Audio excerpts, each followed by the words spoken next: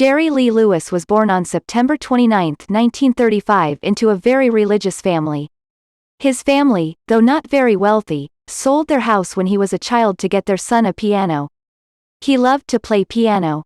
He was sent to a religious school, but was soon thrown out shortly thereafter. He did a boogie version of a song about Jesus, something the school could not accept.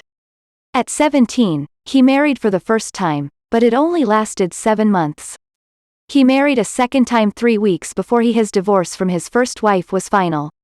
His second marriage lasted about 4 years and produced his first child. In November 1956 he moved in with a cousin, J.W. Brown, in Memphis. They started a band together, with Jerry as singer. They sold a copy of their first song, Crazy Arms, to the legendary Sam Phillips, president of Sun Records. Phillips had become famous because of his discovery of Elvis Presley and Johnny Cash. Phillips liked the song, and Jerry Lee Lewis began to establish his name in Memphis in late 1956. In January 1957, he recorded a new song, the self-penned, End of the Road. It was unusual in that singers did not write their own songs at that time. Jerry was fresh in other ways, too. He not only wrote some of his own songs, he played piano. Other rock singers of that era played guitar, such as Elvis Presley, Tommy Steele, Johnny Cash, Chuck Berry, etc. The piano wasn't considered a rock and roll instrument. Jerry Lee Lewis changed all that. Jerry got his big break in April 1957, when he went to New York and appeared on the Steve Allen Plymouth Show, 1956, with the Whole Lotta Shakin' Goin' On. A couple of #1 hits would soon follow, Great Balls of Fire, which became his signature song, Breathless, and High School Confidential. Many people predicted that Jerry Lee would be bigger than the king of rock and roll, Elvis Presley. In late 1957, the audiences at one of his shows stormed the stage when he set a piano on fire. Chuck Berry was supposed to have ended the evening's show, but he refused to go on, wisely understanding that he could never top what Jerry just did. Elvis went into the army in the late winter of 1958, so Jerry Lee was now virtually alone at the top of the rock heap. All was not rosy, however. Problems did arise, very serious problems.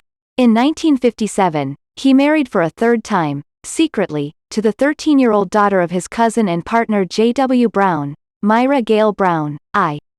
Her parents were deeply hurt when they found out, but after a discussion with Sam Phillips, they forgave Jerry. The marriage was unknown to the press and fans until Jerry's arrival in England for a tour in the spring of 1958. Fans again stormed the stage, but this time to express their disgust. The marriage was front-page news around the world. His career was in shambles. He had just signed a 5-year contract with Sun Records, and he did continue to record songs until 1963. During the last years of the contract, however, he made very few rock songs. Most of his compositions were ballads, possibly due to his depression at the direction his career had taken. Jerry and Myra had one son, Steve Allen Lewis, who drowned at age 3.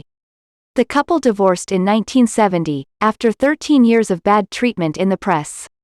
However, Jerry's career was not completely finished. In 1968 he made his great comeback, as a country singer. During the next few years, he performed more and more rock and roll. He married a 4th time in October 1971, but the marriage ended 2 years later, after producing one child. That same year, Jerry's son from his first marriage died in an auto accident. The combination of divorce, personal tragedies and his career stagnation contributed to his turning to the bottle, and for the next 15 years Jerry had a severe drinking problem. His drinking also contributed to a rash of health problems, and he almost died of a ruptured stomach in 1981. People thought that the killer was finished.